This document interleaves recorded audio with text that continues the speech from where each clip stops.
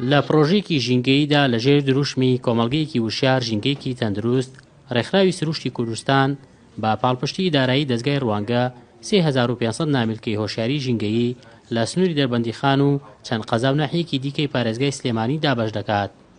نامیلکە و بڵاوکراوەکان 3 جۆرن بۆ 3 چینی جیاوازی کۆمەڵگەن و سەرپەرشتیارانی پرۆژەکە دەڵێن ئامانجیان لە ڕێگەی ئەو بڵاوکراوانەوە باخی زیاتر بە ژینگە و سروشتی کوردستان بدرێت. مەبەستمان بڵاوکردنەوەی وشاری ژینگەییە بە ئامانجی پاراستنی ژینگە و دیارە ئێمە لەم ڕێگەیەوە هەوڵمانداوە بۆ بە چاپگەیاندنی سێ لە چاپدراوی گرنگکەیەکیان پرۆگرامێکی ژینگەیە بۆ مناڵانی باخچە ئەو کەشیان پیسبوونی ژینگەیە لە چاوی فۆتۆگرافەرانەوە کە لە ڕێگەی وێنەوە کێشەکانی یان پیسبوونەکانی ژینگە ئاشنای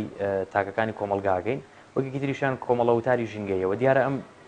کارەش ئێمە بە پاڵپشتی دارایی دەستگای ڕوانگە توانیمانە بە ئەنجامی بگەێنین بە سەررجەم ئەو ئەندامی تیمانی کە لەم پرۆژە کاریان کردووە سەررجەمان بە شێوی خۆبەخشانە کاریان کردووە.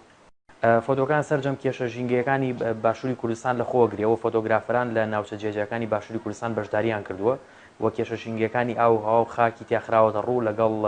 ئەو دەستدرێژیانی کە بۆ سەر ئاژەڵ و زیندەوەر و باڵندەکان هەیە لە کوردستانە. یەکێک لە بڵاوکراوەکان پرۆگرامێکی تایبەتە بە باخشەی ساوایان و ناوەڕۆکەکەی چیرۆک و ڕێنمایی وێنەی جیاوازن هەمویان گزارش لەوە دەکەن چۆن ژینگەی کوردستان پاک و خاوێن ڕابگیرێت و سروشتی کوردستان تێک نەدرێت.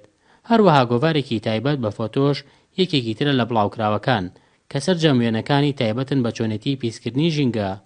ئێمە ئەم پرۆژەمان بۆ ئەوەیە کە هاوڵاتیان زیاتر وەشیار بکەینەوە لە پاراستنی ژینگە وەسێ لە چاپدراوەکانمان ئامادە کردووە کە هەر یەکەیان و بۆ ئاستێک ئێمە ئاستی یەکەمە کە ئاستی منداڵانە کە ئامادە کراوە ئەمە بۆ شارکردنەوەی منداڵان بە تایبەتی منداڵانی باخچە کە ئامادە کراوە بۆ ئەوەی لەوێەوە دەست پێ بکەین پەروەردەکردنی منداڵان بۆ پاراستنی ژینگە کە نەوەی دوڕۆژن. ئێمە کێشەیەکی ژینگەیە زۆرمانەیە لە وڵاتەکەمان کە بە ئاسانی کۆنتترۆل ناکرێت لەبەرەوەی ئێستا کە ئەمە هەوڵێکی باشە پێم وابێ بۆ ئەوەی زیاتر کۆمەلگا و شار بکرێتەوە بۆ پاراستنی ژینگە.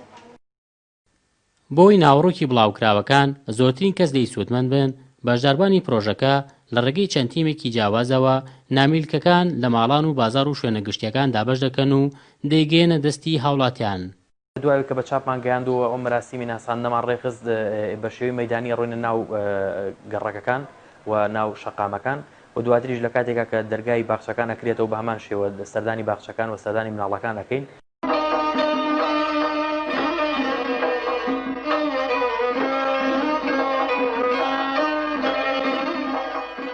عومەر فەتاح NRT